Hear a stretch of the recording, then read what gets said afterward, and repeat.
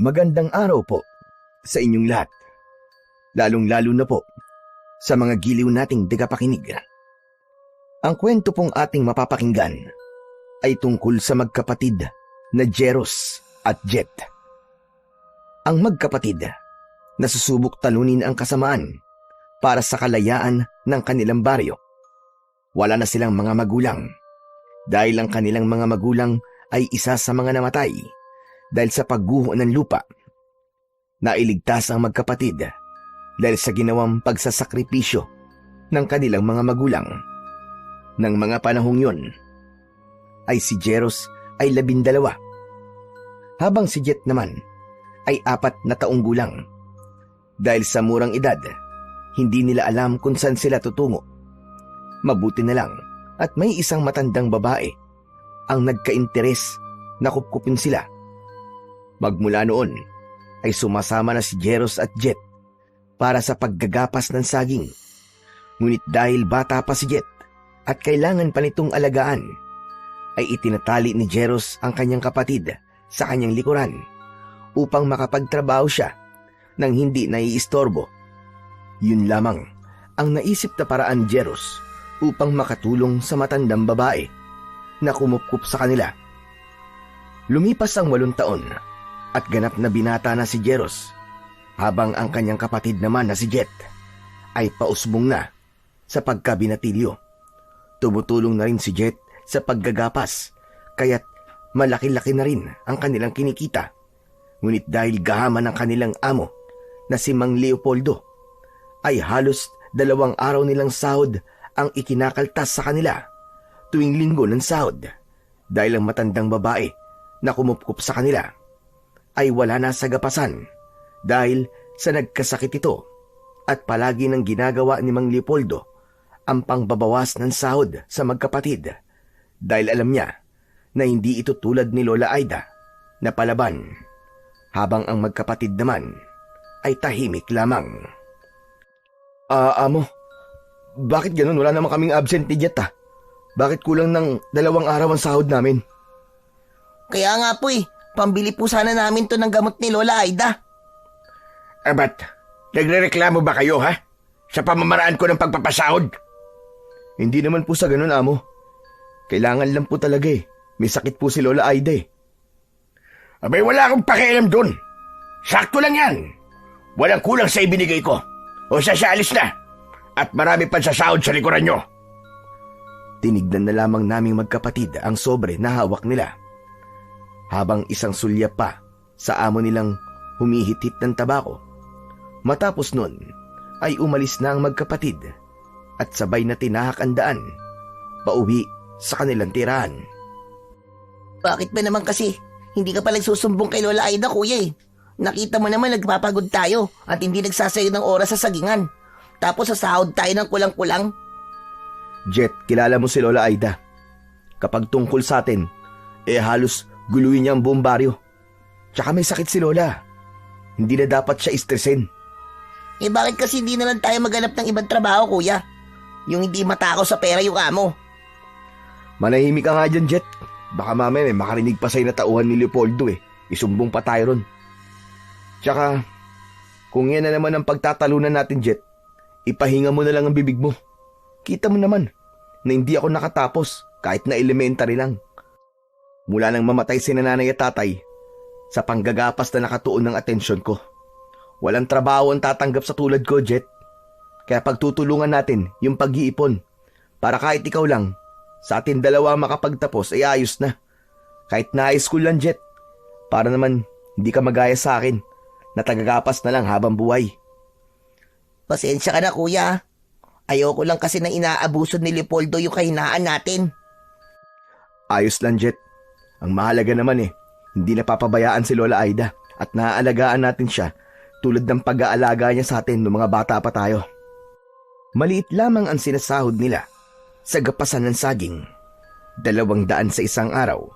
Ngunit dahil binabawasan ni Don Leopoldo ang kanilang lingguang sahod na dapat ay 1,200, ay 800 na lang ang kanilang natatanggap dahil sa kasakiman ng kanilang amo. Kuya, Ito ang 600 oh. Itatabi ko na lang yung 200 para sa pag-iipon. Salamat, Jet ha. Makakapag-stock tayo ng ilang dilata. Makakabili pa tayo ng gamot ni Lola Aida. Ay nako, buti na lang talaga. Meron akong kapatid marunong umintindi. Ay sus, ayan na naman si kuya. Mamaya niyan, umiiyak na yan. Sira ulo. O siya, dito ka lang muna. Bibili lang ako sa loob ng dilata para may stock tayo sa bahay. Tapos mamaya, sa butika naman tayo bibili. Tumangu-tangu lang si Jet at umupo sa harap ng malaking sari-sari store. Habang siya ay nakaupo, may mag-asawa ang dumaan sa kanyang tabi at bahagyang tumigil sa kanyang harap habang nag-uusap. At dahil nakatapat yun sa bata, ay hindi niya napigilan ang makinig. Ayon sa mga ito, ay may mga natagpuan na bangkay malapit sa sagingan ni Don Leopoldo. Ayon sa mga ito, ay wakwak ang kanilang dibdib. Wala nang lamang loob at dugo. Kinilabutan naman ang batang nakikinig, kaya't nang bumalik ang kanyang kuya, ay agad siyang napakapit dito. Oh, ano nangyari sa'yo, Jet? Ba't parang takot na takot ka? Kuya, umuwi na tayo. Teka, bibili pa tayo ng gamot ni Lola. Sige, bilisan lang natin kuya. Ano ba nangyari sa bata ka? Iniwan kita ng maayos dito ah. Kuya, basta, bilisan na natin. Naglakad na lang sila upang bumili ng gamot. Pagkatapos nun, ay naglakad na sila pauwi. Nadatna nila ang matanda na nasa tabi ng kalan at hinihintay na matapos ang kanyang sinasaing. At agad naman itong pinuntahan ni Jeros at pinaupo. Lola naman, di ba sabi ko po sa inyo, magpahinga na lang po kayo. Pag uwi namin kami na po ang bahala sa mga gawaing bahay. Lalong lalalaan na yung ko kung hindi ko igagalaw ang mga ito. Ayos na yung ganito. Kesa naman, lagi akong nakahiga o nakaupo. Mas lalong lalala yan, Lola, kung magpapagod po kayo. Nako, Apo, hindi naman pwede na maging pabigat lang ako sa inyo. Nagtatrabaho kayo sa initan habang ako nagpapakarena sa bahay. Lola Aida, hindi ho ganun yun. Magpahinga kayo para gumaling kayo. Ay nako, kahit na ano pa sabihin mo. Ay teka, nasaan ba si Jet? Nandyan lang po la, kasama ko pong umuwi. Sabay silang lumabas ng kusina at nakita nila si Jet na tulala at para bang malalim ang iniisip. Dahil hindi niya makalimutan ang kanyang mga narinig.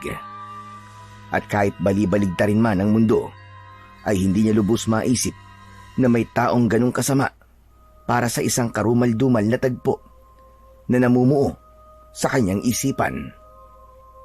Jet, Apo, ba't parang ang lalim yata ng iniisip mo? Ewan ko ba dyan la? Okay naman kanina yan Tapos bigla na lang naging ganyan. Ano bang iniisip mo, Jet?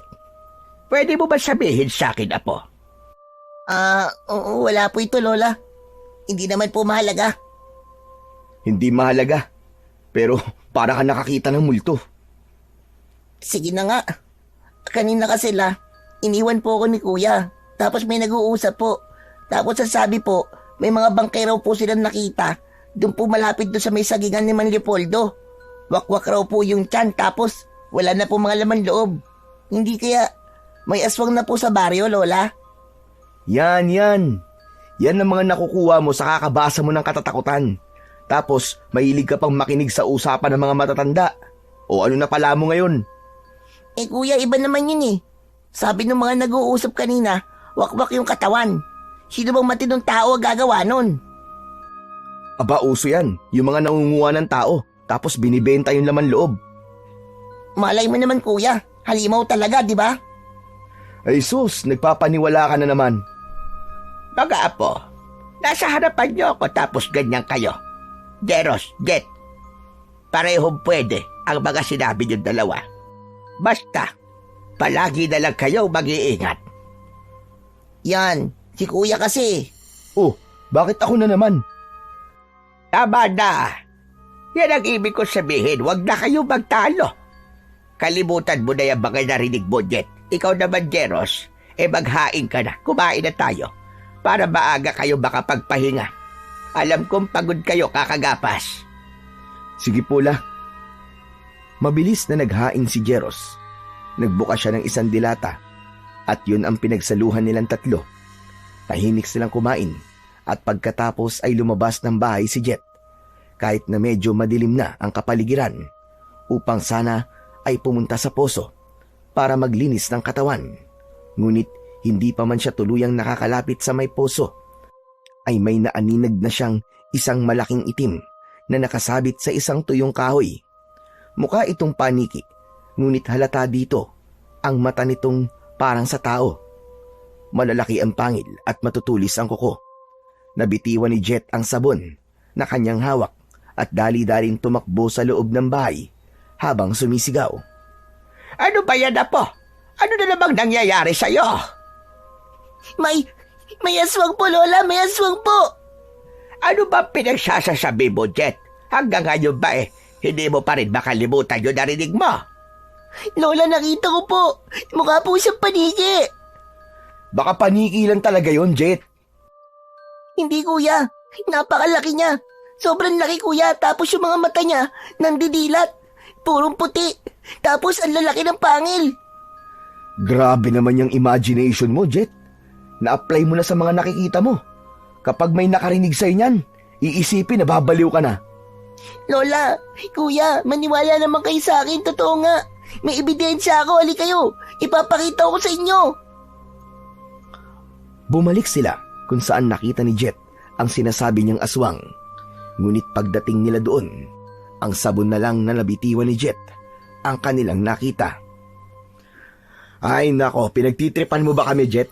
Nasaan yung sinasabi mong aswang, Aber? Nandiyan lang yung kanina nakasabit pa nga dyan sa tuyong puno eh.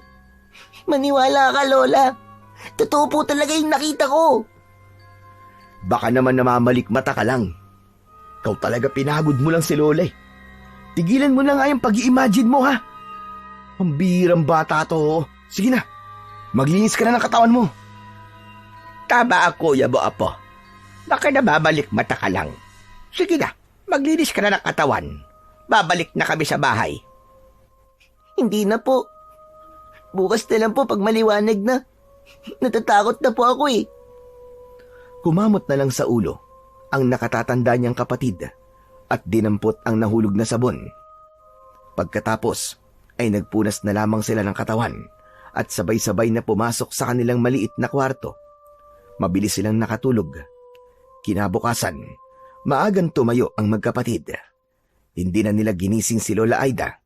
Ipinaghanda na lamang nila ito ng makakain, almusal at pangtanghalian. Oh, ano? Hindi ka ba maliligo? Mamaya na lang, kuya, pag uwi. Eh di ang baho mo yan. Mangangasim ka panigurado. Pagpapawisan ka mamaya. Buong araw pa naman tayo magbibilad sa araw. Nagsalita. Hindi ka rin naman naligo eh. Kaya pareho lang tayong babaho nito. Oo na. Ay nako. O siya. Bitbitin mo na yung baunan natin. Baka mahuli pa tayo. Sermon na naman ang aabuti natin ito. Naglakad sila ng sabay.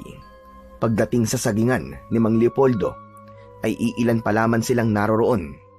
Ngunit dahil nakagawian na nila na kapag may maagang dumarating ay dapat mag-umpisa na sila sa panggagapas. Kaya dali-dali silang kumuha ng gloves at itak para makapag-umpisa na. At nang dumating ang oras ng kanilang pahinga, ay doon dumating ang kanilang amo na si Mang Leopoldo. May dala itong mga tinapay at isang jug ng malamig na tubig. Yun ang naging meriende nila. Ngunit habang sumusubo ng tinapay ang nakababatang kapatid ni Jeros, ay may napansin itong itim na itim sa tinapay. At agad niyang iniluwa ang tinapay na nasa kanyang bibig. Ano ba yan, Jet?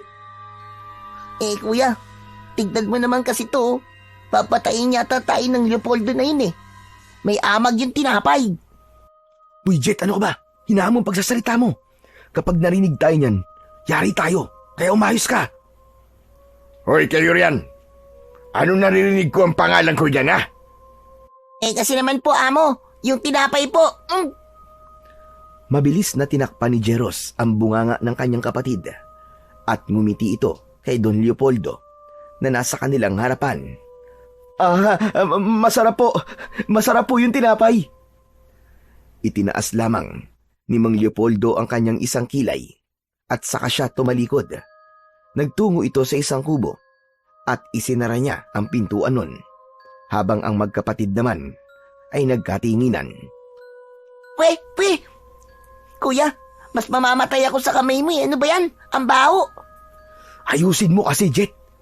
Kapag sinabi mo yung tungkol sa amag, siguradong hindi tayo bibigyan uli nun. Parang hindi mo alam ang ugali ng panot na yun. Ibulsa mo na lang yan. Tapos, pagdating sa loob ng sagingan, ibabaon natin para hindi makita ng panot. O sige kuya, pengin na lang ako ng tubig. Uminom na lang sila ng tubig. Pagkatapos ng oras ng kanilang pahinga, ay bumalik na sila sa loob ng sagingan. Nakalimutan naman nila ang tinapay na kanilang ibabaon sa lupa. Nagpatuloy na lamang sila at habang patuloy sila sa paggagapas, disgrasyang natabas ni Jeros ang isang malaking puso ng saging. Hala kuya, ibabawas ni Panot yan sa sahod natin. Huwag kang maingay! Diyos ko, dapat natin tong itago. Dali, mag-okay ka! Bilisan mo! Ano yung narinig kong itatago nyo, ha?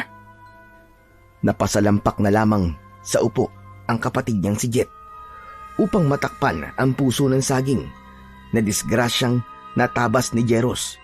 Kinabahan naman ang magkapatid dahil unti-unting lumalapit ang kanilang amo. Amo, ito pong tinapay, itatago po namin para po mamaya may mamimerienda pa po kami. Inilabas niya ang tinapay na nakabulsa sa kanya upang ipantakip sa katotohanan na kanilang nagawa. Ngunit hindi kumibo ang kanilang amo na nakatayo sa kanilang harapan. Dinignan lamang sila nito na para bang binabasa ang kanilang mga muka kung sila ba ay tunay na nagsasabi ng totoo. Pinilit na ngumiti ng magkapatid upang hindi mahalata na hindi talaga ang tinapay ang tunay na kanilang itatago. Opo, Among Leopoldo, yung tinapay po talagang itatago namin. Baka po kasi magutom kami ulit mamaya eh. Bakit ka nakaupo? Nang pasalampak, Jet? Ano po kasi, may langgam po sa puwet ko. Sinusubukan ko pong ikaskas sa lupa. Opo. Sabi ko nga po sa kanya, tutulungan ko na lang siya sa pagkamot eh. Ayaw naman po niya, kaya po kinakaskas na lang po niya ang puwet niya sa lupa. Tinignan lamang sila ni Mang Leopoldo habang humihit-hit ng kanyang tabako. Bago ito tuluyang tumalikod at umalis, nagpasalamat naman ang magkapatid at pinaniwalaan sila ng kanilang amo dahil alam nila na siguradong malaki ang ibabawas sa kanilang sahod pag nagkataon. Iuhukay na sana ng magkapatid ang puso ng saging, ngunit naisipan nila na pwede nilang maiulam yon. Ipinatabi na lamang niya sa kanyang kapatid upang iuwi na lang nila mamaya. Hindi na nag-usap ang magkapatid at nagpatuloy na sila sa kanilang paggagapas. Nang dumating ang oras ng tanghalian, ay bumalik na sila sa kanilang pahingahan. Ngunit pagdating nila doon, ay nakita nila ang kanilang amo na nakaupo malapit sa kanilang pahingahan. Hinintay nito na makumpleto silang lahat at sinabi nito na kalahating araw lang muna sila dahil may pupuntahan ito. Nagtinginan naman ang magkapatid at agad na tinapos ng kanilang amo ang usapan na yon at sumakay na sa kanyang kotse habang ang magkapatid naman ay hinintay na umalis lahat ng kanilang mga katrabaho. Ayan, Jet, wala na mga kasama natin. Kunin mo na yung pinatago ko sa'yo, tapos ilagay mo rito sa bag ha. Uwi na tayo kagad. Ala kuya, ba't ako lang? Dapat tayong dalawa. Ay nako, o siya, bilisan na natin. Kinuha nila ang itinago nilang puso ng saging. Pagkatapos ay isinilid nila ito sa bag kung saan nakalagay ang kanilang baon at naglakad na lamang sila na para bang walang nangyari. Kuya, paano kung malaman ni Don Leopoldo itong ginawa natin? Bahala na, Jet. Mahalaga, nakalusot tayo ngayon. Nakatakas nga tayo kay Mang Leopoldo. Pero pag nalaman naman ni Lola Aida yung ginawa natin, sigurado naman na pagagalitan din tayo nun. Huwag mo nalang isipin, Jet. Magmadali ka na lang. Makalipas ang ilang minuto, ay narating na nila ang kanilang tahanan. Naabutan nila doon si Lola Aida na kumakain pa lang. Nandun din ang isang kilala bilang magaling na mang-aararo ng mga bukirin sa kanilang baryo. Nagtaka naman ang magkapatid dahil madalang lamang nilang nakikita ang taong yon. Ngunit sa pagkakataong ito ay nasa kanilang bahay si Mang Elpidio na parabang may hinihintay. Mano po, Lola? Mano po? Aba, napaaga yata ang uwi nyo ngayon Ela, may pupuntahan daw po si Don Leopoldo eh. Sabi niya kalahating araw daw muna kami ngayon. Kayo lang? Hindi po, Lola. Kami pong lahat sa sagingan. Mukhang mahalaga po yung pupuntahan ni Don Leopoldo kasi nagmamadali po siya Aba, tamang-tama pala. At hindi na kailangan maghintay nitong si Elpidio. Nakawala kasi yung kalabaw niya. Gusto niya mamayang hapon, tulungan niyo siyang maghanap. Huwag kayong mag-alala mga bata. Bibigyan ko naman kayo ng pakonsuelo. Ang hirap lang talagang maghanap mag-isa Naku, Mang Elpidio, hindi po kami tatanggi dyan. Total naman po maaga po naging pahinga namin kaya kayang-kaya pa po namin maghanap. Teka, may tanda ho ba yung kalabaw nyo? Meron. May telang nakatali sa mga sungay ng kalabaw ko. Kulay pula. Tamang-tama ho. Mas mabilis po kasi maghanap lalo na kapag may tanda yung hinahanap. Siya. Aalis na ako, Lola Aida, Jeros, Jet. Puntahan nyo na lamang ako sa may kakahuyan mamaya, ha? Ingat po kayo, Mang Elpidio. Pag-alis ni Mang Elpidio, ay dali-daling nagpunta si Jeros sa kanilang kusina. Pagdating doon, ay inilabas niya ang malaking puso ng saging na nakapaloob sa kanilang bag. Sinundan naman yun ni Jet. Iniwan nila si Lola Aida sa sala kung saan ito kumakain, habang si Jeros naman ay inuumpisan ng alisan ng balat ang puso ng saging. Inaalis niya ang parteng matitigas nito. Nagtaka naman ang magkapatid dahil parabang hindi nauubos ang matigas na parte ng puso ng saging. Pinagpatuloy lamang ni Jeros ang pagbabalat. Lumapit naman ang kapatid niyang si Jet na nakakunot ang mga noo. Bomba ba yung puso ng saging, kuya? Parang wala lang tayong mapapakinabangan dyan Kukunin ko lang yung pinakamalambot na parte tapos ilalaga ko. Nako, masarap isausaw sa suka yun Pero parang walang katapusan yung matigas na parte, kuya. Lalambot din yan. Ang gawin mo na lang, kunin mo tong mga kalat tapos itapon mo na yung iba. Baka madatnan pa ni Lola to Teka lang, kuya. Pagtalikod ni Jet upang kumuha ng maliit na supot, ay siya namang sigaw ng kanyang kuya dahil sa may liwanag na dumikit sa kanyang palad. Kaya't hindi pa man nakakakuha ng supot ang bata, ay agad na itong bumalik. Kuya, ano nangyayari sa'yo? Jet, alisin mo tong nasa kamay ko! Ha? Ano ba kasi yan? Yung puso ng saging. Pagkaalis ko, lahat ng balat niya, may mukhang saging sa loob pero kambal, tapos nung hinawakan ko, dumikit sa kamay ko Dalian mo, alisin mo na kagad, Jet! Hilahin mo! Tutulungan sana ni Jet ang kanyang kuya. Ngunit nang subukan niyang hilahin ang nakadikit sa kamay nito, ay parang naging magnet ito at dumikit din ang kanyang palad sa bagay na nakadikit sa palad ng kanyang kuya. Sinubukan nilang alisin at hilahin ang bawat isa. Ngunit nang malakas nilang hinatak ang bawat isa, ay may isang liwanag ang lumitaw at siyang dahilan upang mawalan sila ng malay. Nagising na lamang sila sa isang kubo na hindi pamilyar sa kanila at wala rin silang maalala sa mga nangyari. Mga apo ko, gising na kayo. Nako, salamat naman sa Diyos. Lola, ano po ba nangyari? Nakita ko na lang kayo ng kuya mo sa kusina. Pareho kayong walang malay. Aray, ang sakit po ng ulo ko. Di ko alam ang mga nangyari. Kahit nga ako, kuya eh. Ang naalala ko lang, pinuntahan kita sa kusina, yun lang. Ano ba nangyari sa inyong dalawa? Pinakakaban niyo ako. Buti na lang tinulungan ako ng mga kapitbahay natin na madala kayo rito. Nasaan ho ba tayo? Nandito tayo ngayon sa kubo ni Elpidio. Maliban kasi sa kilala siya bilang magaling na mag-aararo, ay kilala din siya sa paggagamot dahil galing ang pamilya niya sa isang angkan na mga albularyo. Kaya dito ko kayo dinala. Hala, oo nga pala, kuya.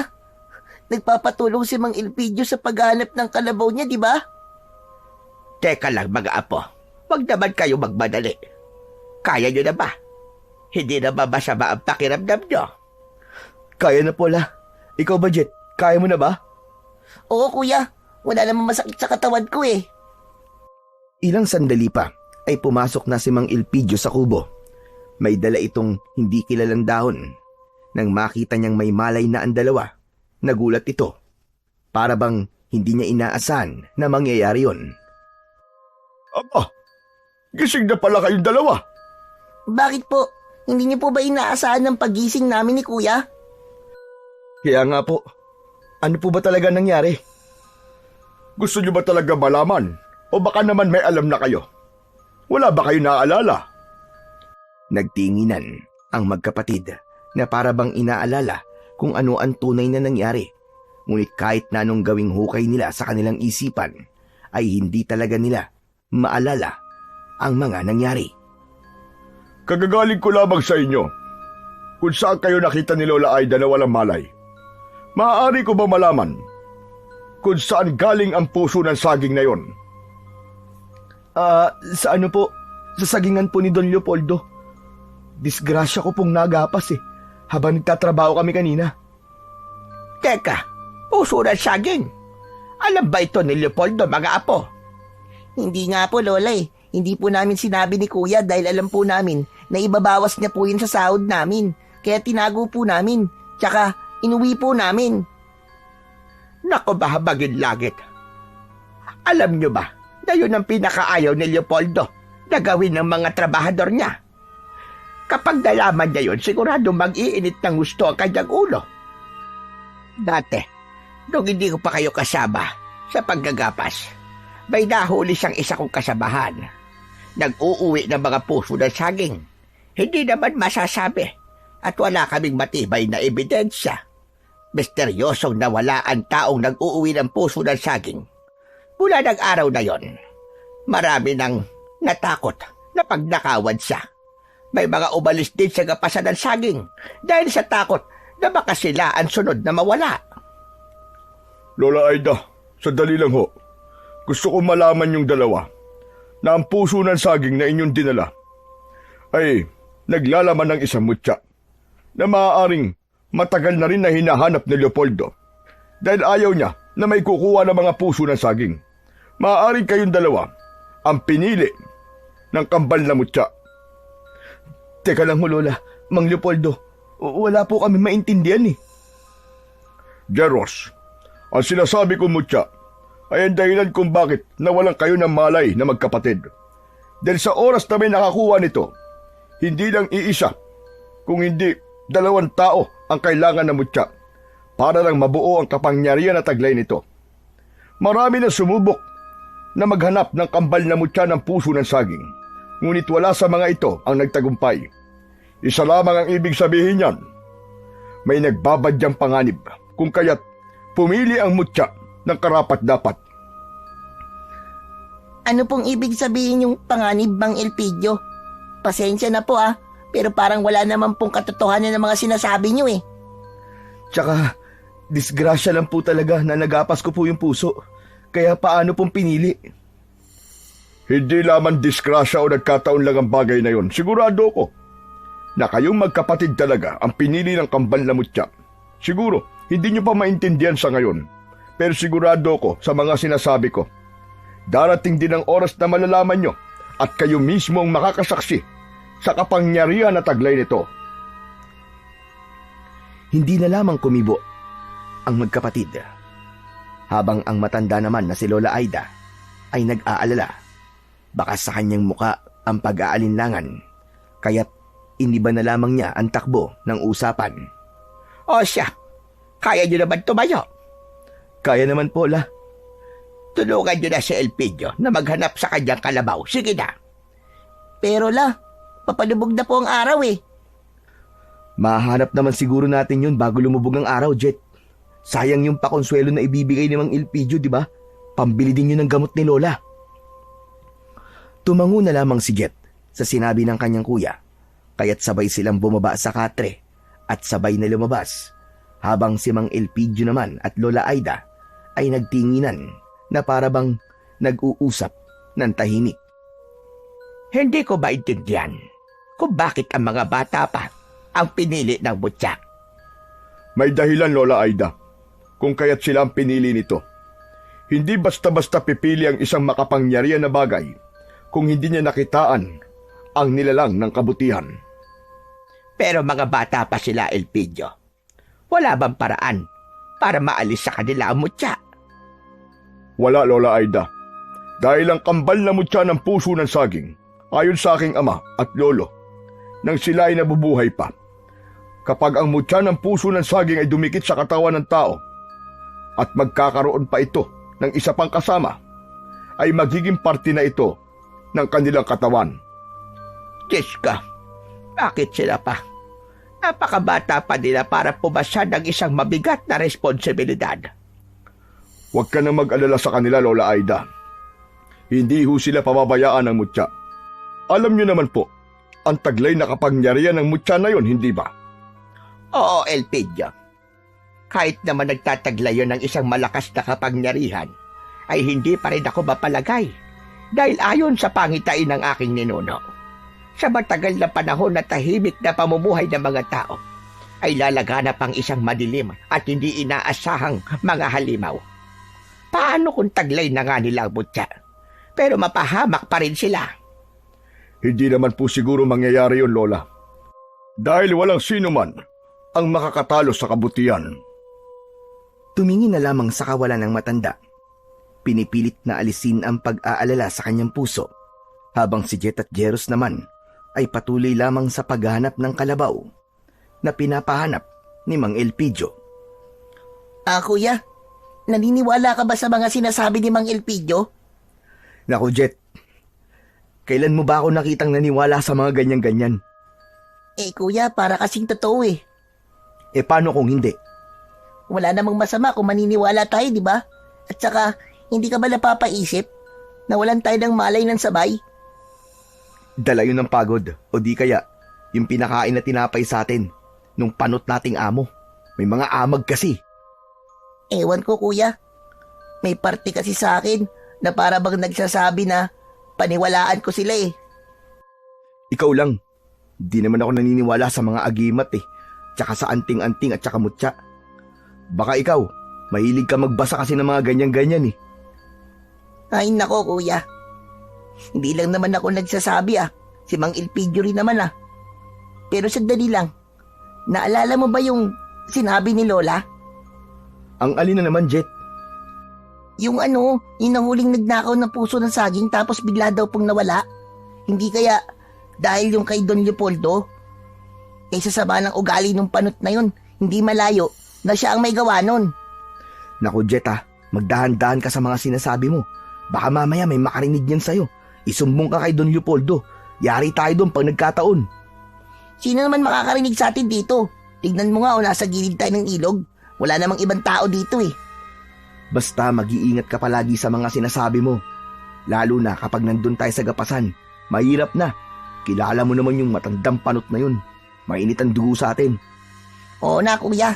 Mag-iingat na ako sa susunod. Naku, padilim na. Di pa rin natin nakikita yung kalabaw. Baka abutin tayo ng dilim dito, kuya. Speaking of kalabaw, Jet. Ayun nasa kabilang ilog. Aba, paano nakarating yan dyan? Aba, malay ko. Hindi na mahalaga yun, Jet. Alam mo ang mahalaga, maiuwi na natin siya. Lulusob tayo sa tubig? Ay hindi, maglalakad tayo sa tubig. Natural, lulusong tayo. Napakamot na lang sa ulo ang batang si Jet dahil sa sinabi ng kanyang kuya. Sabay nilang nilusong ang tubig sa ilog para makalipat. Lumungoy ang binata na si Jeros habang hawak naman niya ang kamay ng kanyang kapatid. Ngunit ang pinagtataka nila kung bakit nakaakyat sila nang walang kahirap-hirap. Kasabay nun ang parang dagta na nasa kanilang mga palad. Ano ba naman yan, Jet? Hindi ka ba nagugas ng kamay? Bakit may mga dagta ang kamay ko? La kuya, ako nga rin may dagta. Baka nga ikaw dyan ang hindi nagugas ng kamay tapos ako pa tong sisisihin mo. Hoy, gumamit ako ng gloves, no? Ako rin naman Ano nga kala mo sa akin? Basta. Mamaya magugas ka ng kamay. Tara, kunin na natin yung kalabaw. Nilapitan na nila ang kalabaw. Nagpasalamat naman sila at hindi ito mailap. Kaya pala hindi ito makauwi dahil nakapulupot ang tali nito sa mga talahib. Mabilis nilang kinuha yon at sabay na tinahak ang daan. Naabutan na sila ng dilim at habang naglalakad, napansin nila ang pagkabalisa ng kalabaw para bang ayaw nitong tumuloy sa paglalakad. Nang narating nila ang isang malaking puno ng akasya na malapit sa tabing ilog, ay napahinto sila dahil huminto ang kalabaw. Ayaw na nitong maglakad. Maya-maya pa, isang kakaibang tunog ang narinig ng magkapatid. Napakapit naman si Jet sa kanyang kuya. Napansin na lamang nila ang kalabaw na bigla na lamang lumuhod sa kanyang kinatatayuan. Hayop na yan! Ano ba nangyayari sa iyong kalabaw ka? Makisama ka naman! Ang dilim-dilim na Wala pa kaming dalang kahit na anong ilaw! Tumayo ka na dyan! Kuya, natatakot ako. Ayan ka na naman, Jet, ha? Pinaiiral mo na naman yung pagiging matatakotin mo, Umayos ka nga! Nandito pa naman tayo sa may puno ng akasya. Pinilit ni Jeros na patayuin ang kalabaw. Ngunit kahit na anong pilit nito, ay ayaw pa rin itong tumayo at maglakad. Lumayo na rin ang tunog na kanilang naririnig. Ngunit nang tumingin si Jeros sa kanyang harapan at bandang itaas, napansin niya ang isang nilalang na parang paniki na nakasabit.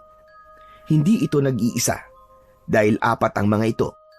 Sinubukan pakalmahin ng binata ang kanyang sarili. Sinubukan niyang isipin na isa lamang yung ordinaryong paniki. Ngunit sa muli niyang pagtingala ay napansin niyang sila ang tinitignan ng mga ito hanggang sa umangil ang mga yon ng napakalakas. Ganun na lamang ang panlalaki ng kanyang mga mata nang mapansin niyang lumipad ang mga ito at nagpaikot-ikot sa kanila.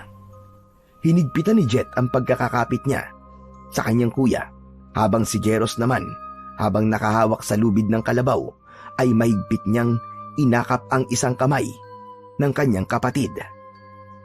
Anak ka ng tinalupang tokwa, Anong mga to? Hinayupak na yan! Buisit na kalabaw ka kasi! Nag-inarte ka pa Kuya, ganyan yung nakita ko dun sa tuyong puno na malapit na sa may poso. Kuya, mga aswang ka mga yan! Manahimik ka nga dyan, Jet! Nakikita ko naman Subukan niyo lumapit sa amin! Sinasabi ko sa inyo! Hindi ako natatakot sa mga itsura nyo! Mas matakot kayo pag daawakan ko kayo sa leeg! Hindi ko talaga kayo titigilan hanggat hindi kayo nagkukulay ube! Sa itim nga mga yan, kuya. Malabong maging kulay ube ang balat ng mga yan. Tumahimik ka na nga dyan, Jet! Ang daldal mo! Nagpatuloy lang ang 4 na aswang na mukhang paniki sa pag-ikot sa kanilang magkapatid hanggang sa isa-isa ang mga ito na umatake. Hindi naman alam ng magkapatid ang gagawin, kaya't agad na nag-isip ang binata ng pwedeng gawin. Napansin niyang mahaba ang lubid ng kalabaw, kaya't niluwagan niya ito at yun ang ginamit na panghataw sa mga lumalapit na aswang. Bawat hagupit niya sa mga aswang ay nag-iiwan yun ng nagliliyab na sugat. Pagkatapos ay sinubukan ng mga aswang na dagitin ang kapatid niyang nakakapit ng maigpit sa kanyang damit. At nang makuha ng aswang ang buhok ng kanyang kapatid, sinubukan niya itong ilipad, ngunit maigpit itong niyakap ni Jeros sa bandang paanan. Umiiyak naman sa sakit ang bata, hanggang sa nahawakan ng bata ang kamay ng aswang na ginagamit nito na panghila sa kanya. Pagkatapos nun, ay dumikit ang kamay ng aswang sa batang si Jet. Ngunit habang nakadikit ang kamay ng aswang, halata dito ang paso na kanyang natatamo. Napansin din yun ng binata, kaya't doon na bumalik ang alaala niya sa mga nangyari sa kanila ng kanyang kapatid. Kaya't sinubukan niyang mahawakan ng ibang aswang. Ang isa ay nahawakan niya sa pakpak. Ipinaikot-ikot niya yon at sabay na binitiwan. Naalala ko na, Jet! Ako rin, kuya. Yung maliwanag na bagay na dumikit sa kamay mo. Tapos, nung sinubukan kong alisin, dumikit din yung isa kong kamay. Tumango ang kanyang kuya. Pagkatapos nun, ang 3 aswang na bumagsak sa lupa ay isa-isa nilang hinawakan sa leeg, dahilan ng kanilang pagkalusaw, habang ang isang aswang naman ay nakatakas. Nang wala ng aswang sa paligid, doon pa lamang tumayo ang kalabaw. Hanep din na kalabaw to. Pinanood lang tayo, tapos tatayo lang para umuwi. Pasalamat ka nga. Hindi ko yung muntik dagitin eh. Ako nga, sakit pa rin ng ulo ko. Kasi, hinila nung aswang yung buko kanina. Pero at least ligtas ka. Grabe, kinabahan ako dun ah. Akala ko, ililipad ka na talaga nung halimaw na paniki na yun eh. O ano, naniniwala ka lang ngayon na may aswang, kuya. Ayaw nyo kasing maniwala sa akin eh. Di ba nga, sabi nila, hindi nagsisinungaling ang bata. Ngayon napatunayan ko yun. Kita mo yung umatake sa atin kanina? Mga aswang yun. Nakikita ko sila sa mga binabasa ko. Una. Halika na, umuwi na tayo. Baka nag-aalala na sa atin si Lola. Pinasakay ni Jeros ang kanyang kapatid sa kalabaw. At habang hinihila niya ang kalabaw, hindi matanggal sa isip niya ang itsura ng mga nilalang na umatake sa kanila. Habang inaalala naman ang kapatid na masakit pa rin ang anit dahil sa ginawang paghila sa kanya ng aswang. Malapit na tayo sa tulay, Jet. Hindi ka pa ba nagugutom? Hindi pa, kuya. Ang nararamdaman ko lang ngayon yung anit ko. Ang sakit nung ginawang paghila sa akin ng hayop na aswang na yun. Hayaan mo, Jet, pag uwi sa bahay, lalagyan ko yan ng langis ni Lola. Hihilutin ko. Hindi man masabi ni Jeros, pero halata rito ang pag-aalala at pagmamahal niya sa kapatid niya. Alam niya kasi na ito na lamang at si Lola Aida ang meron siya. Kahit na madalas niyang pagalitan ito, hindi pa rin maalis sa kanya ang pagmamahal para sa kapatid. Makalipas ang kalahating oras na paglalakad, ay nakarating na sila sa kubo ni Mang Elpidio. Ngunit wala silang naabutan na tao roon. Itinali na lamang nila ang kalabaw sa isang puno ng alatiris at tinahak ang daan pauwi. Nagtaka naman sila sa kakaibang dilim sa bawat bahay. May tahimik at may mga bahay din na nadadaanan sila na para bang may umiiyak. Kaya kinabahan na ang binata at binilisan ang paglalakad. Kuya, sandali lang naman. Bakit na naman, Jet? Ang sakit na ng mga paa ko eh. Ay nako, hindi ka naman naglakad ng matagal ah. Ang apdi, kuya eh. Nilapitan niya ang kanyang kapatid at hindi niya napansin ang galos na meron ito. Doon pa lang naalala ng binata na siya ang may gawa ng bagay na yon dahil sa pagkakayakap niya sa bandang paanan ng kanyang kapatid upang hindi ito matangay ng aswang. Dahil doon, hindi niya sinasadyang nagalusan ng kanyang kapatid. Kaya't bumalot ang kanyang awa para dito. Kaya't pinunasan na lamang niya ito pauwi sa kanilang munting tahanan. Salamat, kuya. Kasi hindi mo ako hinayaan na makuha ng mga aswang na yon. Wala yon. Kahit naman sinong kuya ang nasa kalagayan ko, pag nakita nilang tatangayin yung kapatid nila ng mabangis na halimaw, gagawin din yung ginawa ko.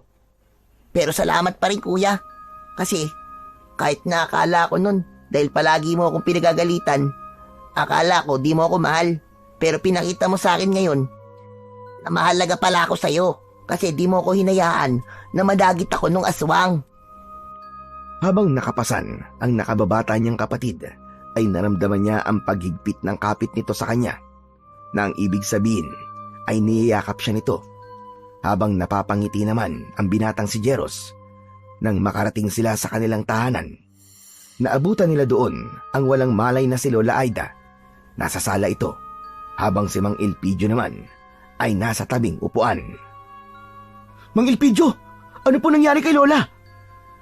Diyos ko, salamat naman at ligtas kayong nakauwi. Kanina kasi, may mga halimaw na umatake sa baryo. Ang daming nakuha at halos mga bata. Dahil sa pag-aalala sa inyo ni Lola Aida, ayan, nawalan siya ng malay. Hindi naman kami inatake dahil naamoy yata ng mga aswang na wala kaming kasamang mga bata. Habang naglalakad po kami papauwi, Mang Elpidio, may umatake din po sa amin. Sinubukan po nila akong tangayin, pero hindi po hinayaan ni Kuya yun. Ang nakapagtataka lang po, nasusunog po sila sa bawat hawak namin sa kanila. Ngayon ba, ay naniniwala na kayo na kayo nga ang nakakuha ng kambal na mutya? Ang ibig sabihin lang ng pagpili sa inyo ng mutya ay kayo ang lalaban sa mga halimaw na maaaring sumugod ulit dito anumang sandali. Teka lang po, Mang Elpidio. Bakit kami naman po magkapatid ang napili? Dahil karapat-dapat kayo. Dahil may nakita sa inyo ang mutya na hindi niya nakikita sa iba. Pero paano pong kapatid ko? Napakabata niya pa po.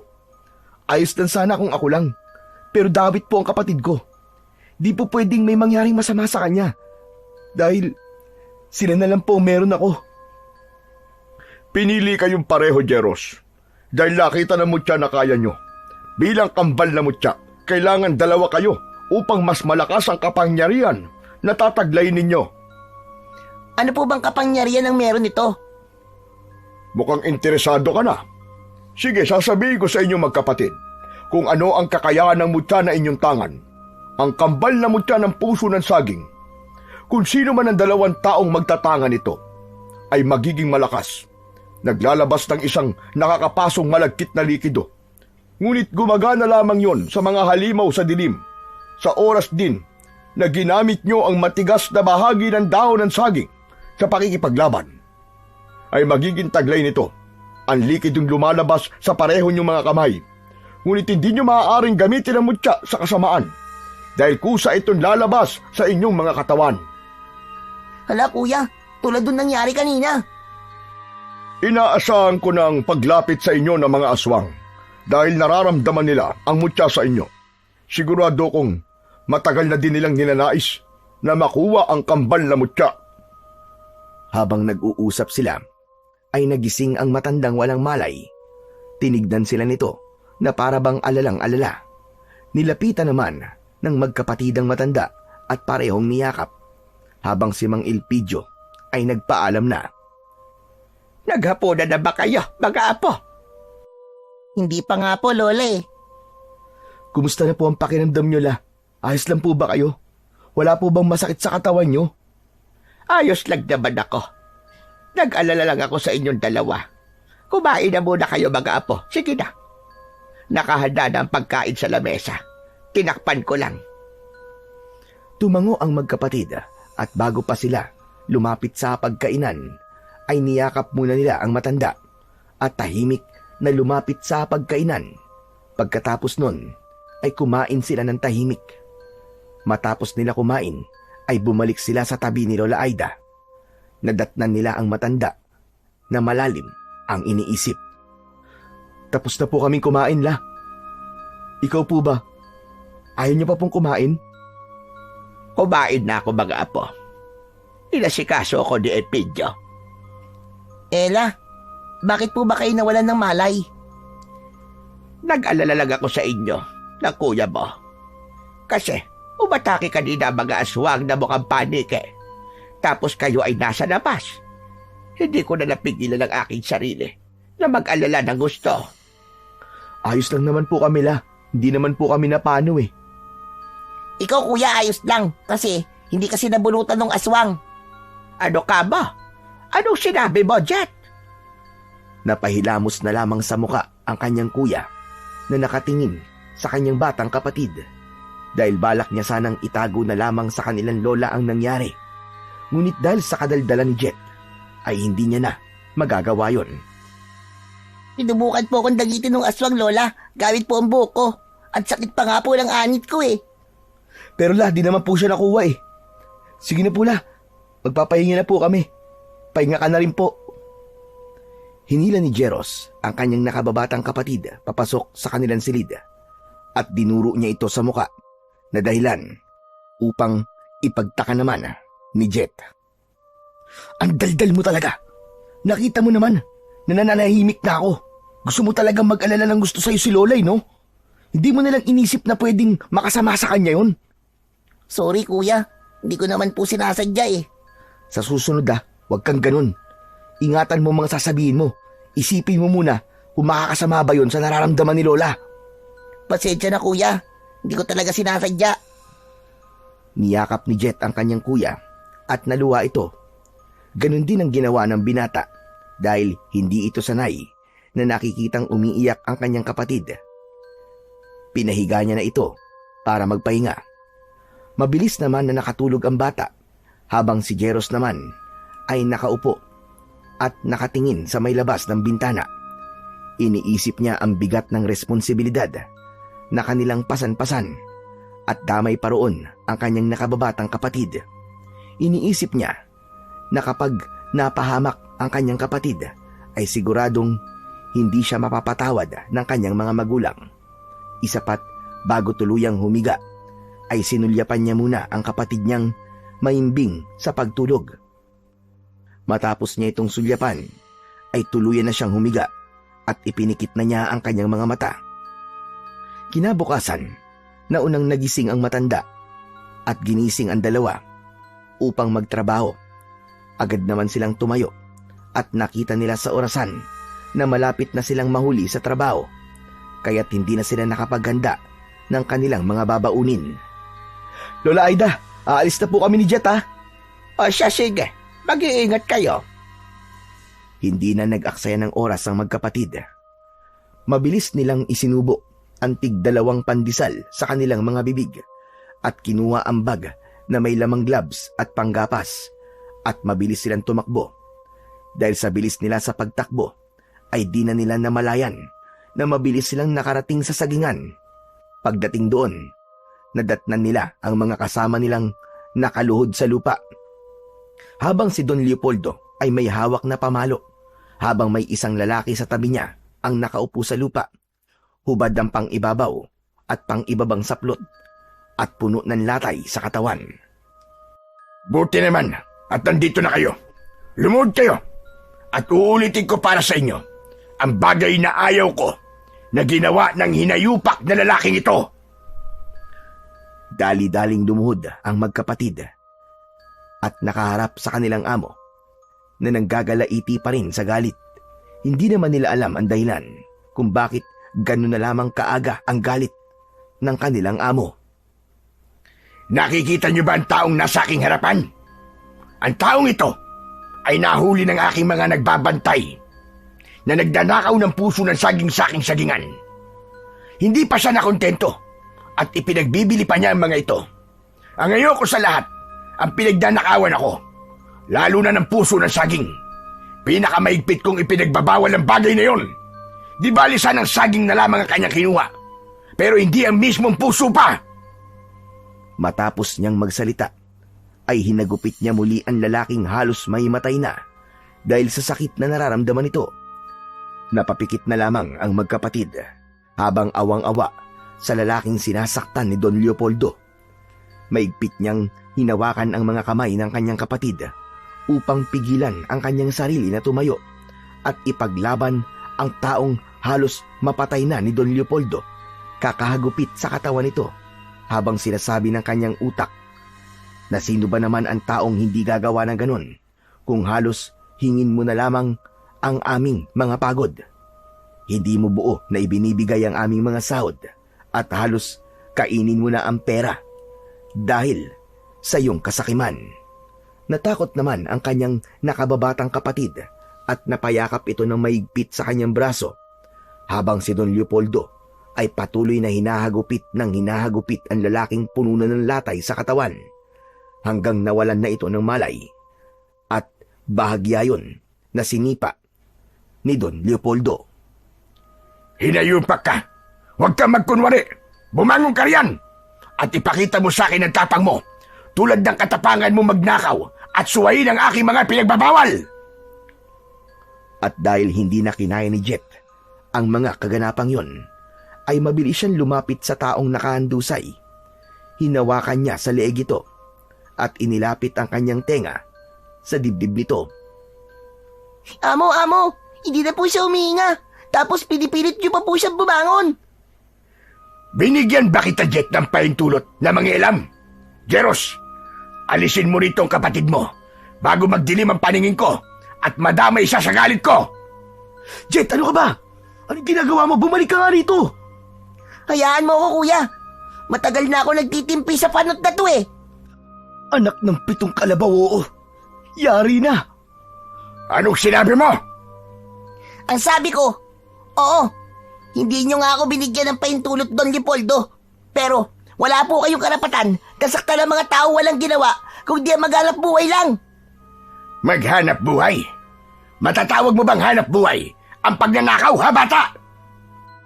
Hindi po pagnanakaw ang ginawa niya. Kinukuha niya lang po ang dapat para sa kanya. Hindi po ba pagnanakaw rin po ang ginagawa niyo sa amin? Kasi ninanakaw niyo po ang karapatan ng mga tao para magsalita. Halos hingiin niyo na lang po ang pagod namin. Pagdating sa sahuran, halos 2 araw po sa sahod namin ang ibinabawas niyo. Minsan 3 pa nga eh. Ginagalito ho ba namin kayo? Hindi po, di ba? Kaya't kahit sino talaga ay gagawin ang ginagawa ni Manong. Hindi ko sinasabing maganda po ang ginawa niya. Pero hindi po sa lahat ng oras ay tama po ang mga pinagagagawa ninyo. Halos patayin niyo na nga po kami. Pinapakain niyo po kami ng tinapay na may amag at papainumin ng tubig na may kalawang. Anong klaseng tao po ba kayo? Ay mali. Hindi nga pala kayo tao. Kasi pinapakita niyo na mas masahol pa po kayo sa hayop. Hayop! Hayop! Hayop! Nagpantig naman ang tenga ni Don Leopoldo nang marinig niya ang salitang hayop. Kaya't sa inis nito sa batang nakaupo at hawak ang braso ng nakahandusay na lalaki, ay hahagupin sana niya ito ng kanyang hawak na pamalo. Ngunit agad itong nahawakan ng binatang si Jeros. Don Leopoldo, yan po ang wag na wag niyong gagawin sa kapatid ko. Dahil kahit mas matanda po kay sa akin, kapag sinubukan yung pagbuhatan ng kamay ang kapatid ko, ay magkakasubukan po tayo rito. Yan ang pakakatandaan nyo. Aba, sinusubukan niyo ba ako magkapatid? Hindi niyo pa ako lubusang kilala. Baka pag nalaman niyo kung anong klaseng tao ang karap niyo, magsibahaga ng mga buntot niyo at mawala ang tapang sa inyong mga balat. Hindi po kami natatakot sa inyo. At saka hindi na po namin kailangan makilala pa kayo ng gusto. Sapat na po na nakita na namin kung gaano kasama ang pag-uugali ninyo. Kung ganon, mga bata, kaladkarin niyo mga to at huwag nang papapasukin sa akin sagingan. Dito na magtatapos ang pagtatrabaho niyo rito. Huwag niyo pong subukan na hawakan kami dahil hindi niyo na kailangan pang pakaladkad kami. Bukas ang gate niyo. Lalabas kami ng kusa ng kapatid ko. At saka wag ho kayong mag-alala dahil nasa plano na po talaga namin na iwan ang impyernong sagingan na ito. Tara na, Jet. Tumayo ka na dyan. At baka mahawa pa tayo sa ugali ng taon to.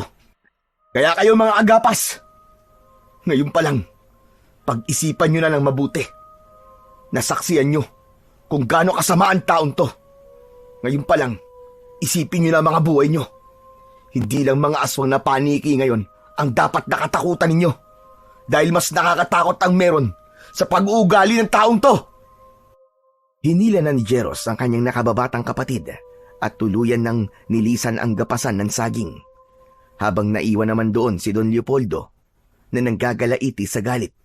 Literal na hindi na mabasa ang kanyang itsura at isang bagay lang ang siyang pumasok sa kanyang isipan. Jet, ba't mo naman kasi ginawa yun? Nakita mo naman, kuya, di ba? Napatay niya na yung tao. Kailangan nating isumbong yun sa barangay. Huwag na tayong mangialam, Jet. Tama na yung ginawa nating pagsagot-sagot kay... Kanino? Kay Panot? Sira ulo ka talaga. Pero alam mo, Jet, nung nagsalita ka kanina, aba, para ako nabunutan ng tinik sa puso. Tapos, nung naglabas din ako ng sama ng loob, parang guminhawa ang pakiramdam ko. Ganun pala ang pakiramdam, Jet. Pag nailalabas mo yung masasamang nararamdaman mo sa taong nagpapakita sa'yo ng di maganda. Ganon din yung naramdaman ko, kuya. Pero, di ko pa rin maisip kung bakit naging ganun kasama si Don Leopoldo. Di ba? Nung nandun pa si Lola hindi naman siya ganun kalupit.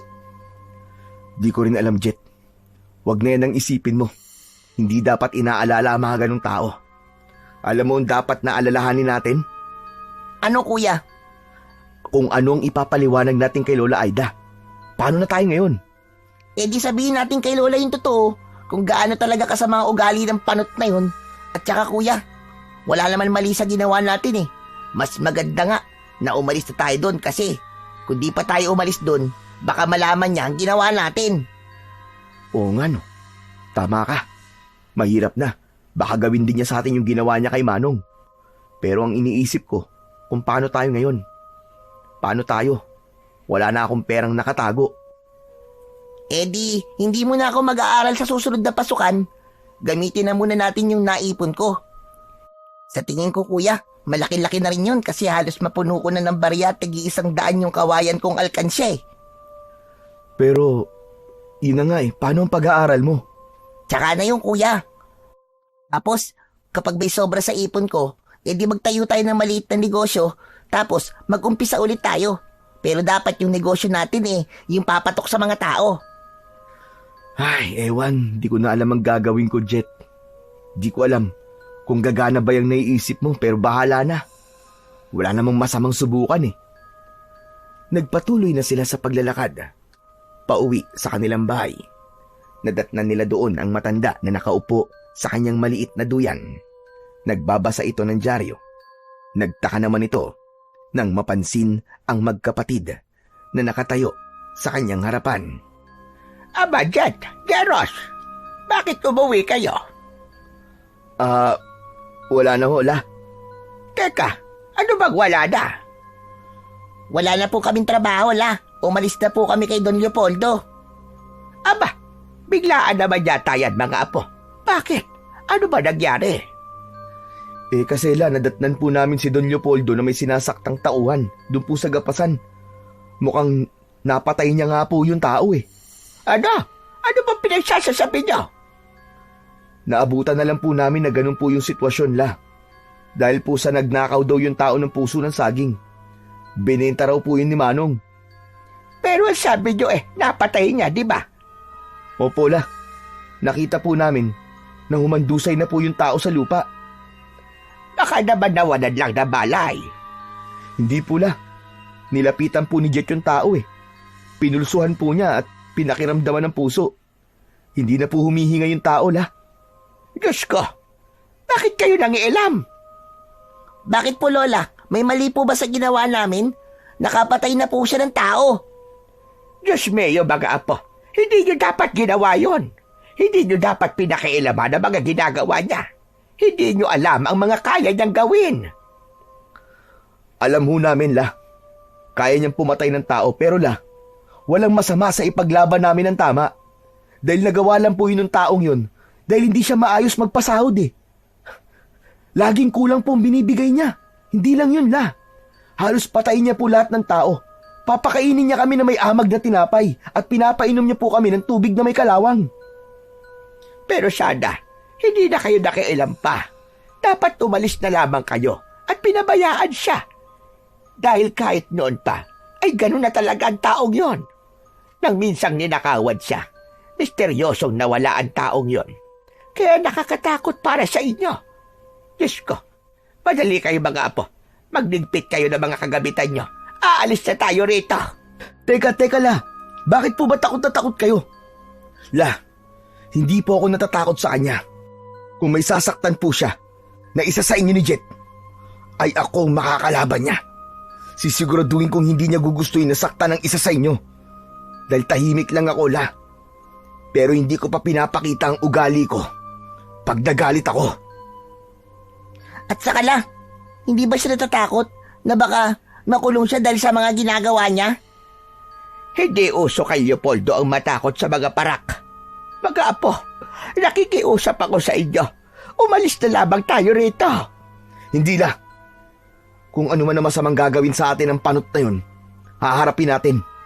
Hindi ako natatakot sa kasamaan ng ugali niya. Pumasok na lamang sa kanilang silid si Jeros. Sabay nun ang paghila niya sa kamay ng kanyang nakababatang kapatid. Hindi sila lumabas ng bahay para kumain. Maghapon lamang sila na nasa loob ng kanilang kwarto. At binibilang ang ipon ni Jet. Tuwang-tuwa naman sila dahil sa dami ng ipon nito. Ngunit maya-maya pa ay narinig nila ang kanilang lola na may kausap sa labas. Dala ng kuryosidad ay lumabas sila upang tignan ang taong nasa labas.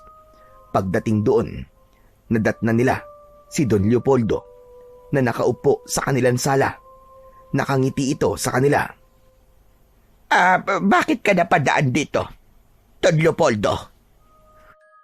Lola Aida, nandito ko para humingi ng pasensya sa mga apo mo. Tanggap ko ang pagkakamali ko. At siguro, nakarating na rin sa inyo yung taong pinagmalupitan ko. Huwag kayong mag-alala at maayos na ang lagay niya. Nagpapagaling na lamang siya sa ospital at kasama niya ang pamilya niya. Binigyan ko na rin siya ng malaking halaga para hindi siya kagad bumalik sa trabaho. At atupagin na muna niya ang pagpapagaling niya. Diretsuin niyo na po kami. Ano po ba talagang sadya niyo? Gusto kong bumalik na kayo sa gapasan ng sagingan ko. Malaking kawalan kasi kayo kung aalis kayo. Dahil kayo lamang ang pinakamasipag sa gapasan. Pinapangako ko na hindi na ako kulang na magpapasahod. At para sa inyong dalawa, daragdagan ko pa ang sahod nyo. Doble sa isang araw. Hindi na po. May naipon na po kami ni Kuya. Magninegosyo na lang po kami. Oo, Don Leopoldo. Hindi na po kami babalik doon. At saka, maging mabuti na lang po kayo sa mga tauhan nyo para hindi po nila kayo iiwan. Kung wala na po kayong ibang sasabihin, pwede na po kayong umalis. Nawala ang pagkakangiti ni Don Leopoldo sa sinabi ni Jet at Jeros. Kaya hindi na ito nagsalita. Tumayo na ito sa kanyang pinag-uupuan at tinignan ng binata at ang bata, pati na rin si Lola Aida. Saka mabilis na lumabas sa kanilang bahay na walang anumang iniwan na salita. Buo na ba talaga ang desisyon nyo, mga apo? Opo, La. Malaki-laki na rin po ang naipon namin ni Kuya. Magdinegosyo na lang po tayo. Tsaka Lola, may tira pa po yung ipon namin para sa pag-aaral ko sa susunod na pasukan. Kung ganon, ay maganda nga yan, apo. Pero sigurado na pa talaga kayo. Opo, La. Sigurado na po kami. Hindi na nagsalita pa si Lola Aida. At dahil naman sa saya ng magkapatid, ay kumuha sila ng halagang 500 sa kanilang ipon at nagpunta sa bayan upang bumili ng isang buong manok na luto na. Pagdating sa bahay, ay agad na nagsaing si Jet habang sa labas ay tuluyan ng dumidilim nang biglang may pagkatok na naman sa kanilang pintuan.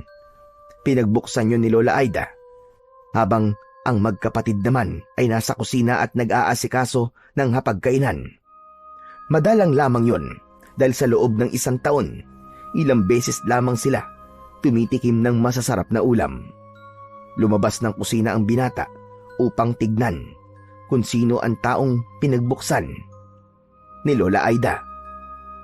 Oh, Mang Elpidio, nandiyan po pala kayo. Tamang-tama po, naghahanda po kami ng pagkain. Madalang ho ito, kaya't sabayan niyo na po kami. Nako, paano ba yan? Busog pa naman ako. Pero nakakahiya naman na tumanggi sa grasya. Nandito nga pala ako para kumustahin kayo ni Lola Aida. Nako, ayos naman ako, Elpidio. Salamat sa pag-aalala. Halika, umupo ka na muna din eh. Iniwan ng binata si Mang Elpidio at Lola Aida sa kanilang sala. Bumalik na ito sa kusina. Maya-maya pa, matapos nilang maghain, ay tinawag na nila ang dalawa sa sala. Agad namang nagtungo sa kusina ang dalawa at umupo sa pagkainan. Maya-maya pa, ay umupo na rin ang magkapatid at sinabi ng binata na magdadasal muna sila bago kumain. Magpapasalamat sila sa pagkain na nasa kanilang harapan. Si Jet ang nanguna sa pagdarasal na yon. Matapos nila sa pagdarasal, ay isa-isa na silang kumuha ng kanin at ulam.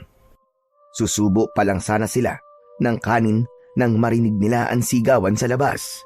Hindi lamang yon, narinig din nila ang kaluskos sa kanilang bubungan na para bang may naglalakad doon. Napatigil sila habang si Mang Elpidio naman ay napatayo. Mga aswang, sumasalakay na naman sila. Nanggugulo na naman sila sa baryo. Naamoy yata nila na may bata sa loob ng bahay, kaya't pati rito ay gusto nilang pumasok. Napakapit naman si Jet sa kanyang kuya nang marinig ang sinabing yun ni Mang Elpidio, habang si Lola Aida naman ay halata na sa kanyang muka ang takot. Madaling pumasok si Jeros sa kanilang silid. Isinara niya ang mga bintana, ganoon na rin sa labas at kanilang kusina. Pinapasok niya si Lola Aida sa kanilang silid habang itinayo naman niya ang papag na naroon upang iharang sa bintana. Naglatag naman siya ng banig upang doon paupuin ang matanda, habang ang kapatid naman niya ay sinamahan si Lola Aida. Isinara niya ang mga pinto at kumuha ng itak, habang ganun din ang ginawa ni Mang Elpidio. Inabangan nilang pumasok ang aswang sa kanilang bahay. Habang inaabangan yon, ay kumuha ng isang dakot na asin si Jeros. Maya-maya pa ay tumahimik na ang kumakaluskos sa itaas ng bubong. Akala nila ay tuluyan ng umalis ang nilalang na naroroon. Ngunit nang akma na sanang lalakad ang binata, ay biglang nasira ang bubong ng kanilang sala. Kasabay nun ang pagbagsak ng isang nilalang. Ang akala nila ay nag-iisa lamang yon. Ngunit dahil sa sira ng bubong, ay isa-isa nang pumasok ang mga magkakamukhang nilalang. Mga hayop kayo! May pintuan naman! Sinira niyo pa ang bubungan! Umangil ang mga aswang at sabay-sabay silang umatake sa nakatayong si Mang Elpidio at Jeros. Ngunit bago pa sila tuluyang makalapit, ay mabilis na gumalaw ang binata at ibinato sa kanila ang isang dakot na asin na kanyang hawak-hawak. Hindi na rin niya napansin ang maladagdang likido na dumadaloy at lumalabas sa kanyang palad. Bumalot ito ng gusto sa itak na kanyang hawak.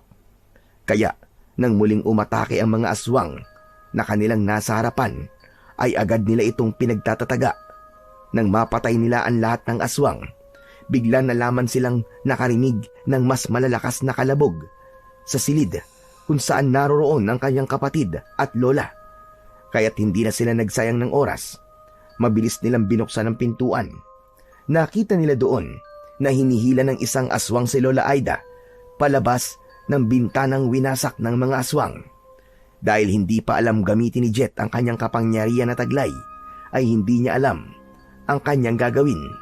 Kaya't nang hawakan ni Jeros ang aswang na papaalis, dala-dala ang matanda, ay ginaya niya ito. Kaya hindi nila maintindihan pareho kung bakit nagliyab ang aswang nang sabay nila itong hawakan. Jeros! Jet! Sabay niyong hawakan ng mga aswang! Mas mabisa ang kambal na mutya na inyong taglay kapag magkasama kayong lalaban! Naiintindihan ko na po ngayon, Mang Elpidio! Ako rin po, kuya. Kaya pala may lumalabas na maladagta sa mga kamay ko. Dahil sa mutya pala yun. Mang Elpidio, sige po. Kunin niyo po si Lola. Kami na po ang bahala sa mga aswang. Mabilis na tumakbo si Mang Elpidio at inalalayan ang matandang nabitiwan ng aswang na napatay ng magkapatid. Habang inilalayo ni Mang Elpidio si Lola Aida, may isang mas malaking aswang na mukhang paniki ang siyang humarang sa kanilang daraanan. Kaya't agad silang nilapitan ng magkapatid. Nawala pa ring tigil ang paglabas ng maladagta na likido sa kanilang mga palad. Tinignan lamang sila ng malaking aswang at ngumisi. Hindi ito nagsalita. At gamit lang ang senyas ay nagawa niyang ipag-utos sa ibang aswang na kunin ang 2 taong pinoprotektahan ng magkapatid. Mabilis yun na sinunod ng mga aswang. At dahil marami silang hindi alam sa kanilang kapangyarihan, ay hindi nila nagawang maitaboy ang mga aswang na kukuha kay Mang Elpidio at Lola Aida. Kaya nang makuha nila ang 2 tao, ay inilipad nila ito at ngumiti sa kanila ang malaking aswang. Kitang-kita dito ang dilaw nitong matatalim na ngipin. Pagkatapos nun ay tumalikod na ito at lumipad. Sumunod ito sa ibang aswang na dala-dala sila Lola Aida at Mang Elpidio. Humahangos naman si Jeros upang lapitan ang kanyang kapatid. Jet! Jet! Ano? Ayos ka lang ba? Ayos lang ako, kuya. Pero si Lola Aida at Mang Elpidio, kuya, natangay sila ng mga aswang. Alam ko, Jet. Kaya susundan natin sila. Hindi sila pa pwedeng mapahamak. Itinayo ni Joros ang kanyang nakababatang kapatid. Ngunit isang hakbang pa lamang nila ay umikot ang kanilang paningin. Napapikit sila at sa muling pagdilat ng kanilang mga mata ay nasa ibang lugar na sila. Para bang nasa ibang dimensyon sila dahil sa lugar na yon ay maliwanag. Puno ng puno ng saging. Kumikintab ang paligid. Maya-maya pa, isang maliit na boses ang kanilang narinig at isang boses ng babae. Nang lumingon sila sa kinaroroonan ng tinig, ay nanlaki ang mga mata nila dahil sa isang nilalang na nakaupo sa isang puno ng saging. Unggoy yun na may isang katawan, ngunit dalawa ang ulo. Hala! Kuya! Ano yan? Diyos ko, kanina aswang tapos ngayon, unggoy na nagsasalita naman. Kuya, mamamatay na yata ako sa nangyayari sa mundo. Kuya! Tumahimik ka nga, Jet! Sino ka? Mali! Sino kayo? Tsaka, nasaan kami? Ayong matakot. Ako si Veronica. At siya naman ang aking kambal na si Vernon. Kami ang gabay ng mutya na inyong taglay. Nakita namin ang sinasabit ng inyong baryo. Dati na itong nakita sa isang hula. Ngunit hindi ito binigyan ng pansin ng mga tao. Sinadya ko ang pagbibigay sa inyo ng mutya dahil nakita kong karapat-dapat kayo. Basta, ako naman si Vernon. Ako ang kambal ni Veronica. Ako ang magsasabi sa inyo ng kakayahan ng inyong mga mutya. Unang kakayahan, kaya nyo maglabas ng maladagtang likido sa inyong mga palad. Ang mga masasamang nilalang na inyong mahahawakan ay maaaring magliyab. Pangalawang kakayahan, habang magkasama kayo ng iyong kapatid, ay mas malakas ang mutya at ang pinakahuli sa lahat. Kapag ang ginamit ninyong sandata ay ang matigas na bahagi ng dahon ng saging, ay mas malakas kayo. Sa bawat hagupit na inyong pakakawalan, ay magiging sanhi ng kamatayan ng masasamang nilalang. Teka, kayo po ang nakakaalam ng kapangyarihan. Bakit hindi nyo na lamang po kami tulungan? Sapagkat kami ay gabay lamang. Hindi kami maaaring makialam sa gulo na nasa labas sa aming mundo. Tama ang ating kambal na si Veronica. Kaya ibinigay namin sa inyo ang mutya upang kayo ang tatapos sa gulo ng inyong baryo. Magbibigay pa ako ng isang malapit na kasagutan. Ang tunay ninyong kalaban ay dati nyo lang nakakasalamuha. Kilala nyo bilang isang malupit na tao. Tama si Vernon, mga bata. Yun lang ang aming maitutulong. Sana ay mapagtagumpayan ninyo ang inyong pagsubok. Paalam! Minsan pa ay umikot ang paningin ng magkapatid. Napapikit silang muli at sa muli nilang pagdilat ay nagbalik na sila sa lugar kung saan sila nagmula. Anak ng nalintikan na. Paano natin susundan yung mga aswang? Ay, ano ba yan? Anong gagawin natin ito? Saan natin hahanapin sila Lola Aida? Ano sa tingin mo, Jet? Maglakad-lakad kaya muna tayo. Hinawakan ni Jeros ang kamay ng kanyang kapatid at naglakad sila ng sabay. Ngunit si Jet ay wala sa sarili. Hanggang sa may naamoy silang mabaho na parabang nabubulok na katawan. Napatingin sila sa isang talaib. Nilapitan yun ni Jeros at habang lumalapit ito ay mas lalong nangangalingasaw ang amoy na nabubulok. Hinawi niya ang talahib at tumambad sa kanya ang katawan ng isang pamilya. Isa doon ang lalaking napatay ni Don Leopoldo. Hayop na yun! May mga patay dito, Jet! May patay na tao! Pinuntahan ng batang si Jet ang mga patay na tao na sinasabi ng kanyang kuya. Nakita niya nga doon ang isang pamilyang walang buhay. Wakwak ang dibdib at tiyan ng mga ito at nakadilat pa ang mga mata. Kuya, mukhang alam ko na kung sino may pakana ng lahat ng ito. Pakinggan mo ko sa lahat ng clue na ibibigay ko.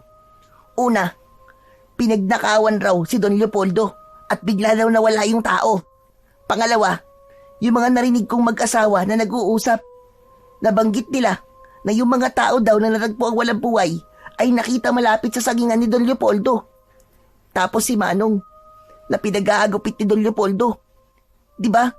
Ang sabi niya nasa ospital to, kasama ang pamilya. Pero nandito at patay na sila. Tapos, yung sinabi sa atin kanina nung nagpakilalang gabay, na nakasalamuhan na raw natin ang may pakana at kilala natin bilang isang malupit na tao. Kuya, malinaw na malinaw yun na si Don Leopoldo ang may kagagawa ng lahat ng ito. Diba? Teka, Jet. Sigurado ka ba sa mga sinasabi mo? Kuya, hindi ka ba nakinig sa mga sinabi ko sa'yo? Napakalinaw na nga nun, hindi ba? Sigurado ko na si Mang Leopoldo na nga ang may pakana ng lahat ng ito. Kung ganun, Jet, magbabayad siya sa kahayupan niya. Sisiguraduhin ko mapapatay ko siya. Kapag may nangyaring masama kay Lola Aida, humanda talaga siya sa akin. Sige na, pumunta ka na ng barangay. Ipagbigay alam mo na tagpuan nating mga katawan dito. Tapos ako, didiretso na ako sa sagingan. Kukuha ko ng pwede nating magamit na sandata. Tapos ikaw, susunod ka sa akin doon, ha. Papasok tayo sa mansyon. Sigurado ako na hindi sila malayo rito. Ngayon malinaw na sa akin kung bakit ayaw ni Don Leopoldo na nakawin ang mga puso ng saging. Dahil ayaw niyang maunahan siya sa mga mutya. Sige na, aabangan kita sa kubo ni Don Leopoldo. Tumango na lamang si Jet at mabilis niyang tinahak ang daan patungong barangay, habang si Jeros naman ay tinahak ang daan patungong sagingan. Pagdating niya doon, napansin niya ang paligid. Napuno ito ng ingay na parabang sa tuko. Mabilis niyang inakyat ang bakod. Hindi naman siya nahirapan dahil sa tulong ng dikit ng dagta na lumalabas sa kanyang mga palad. Pagpasok niya, dumiretso agad siya sa sagingan at namili ng matandang dahon ng saging para sa matigas na bahagi na kanilang magagamit sa pakikipaglaban. Maya-maya pa, nakita niya ang kanyang kapatid na paakyat na rin ng bakod, kaya agad siyang pumunta sa kubo na kanilang pinag-usapan.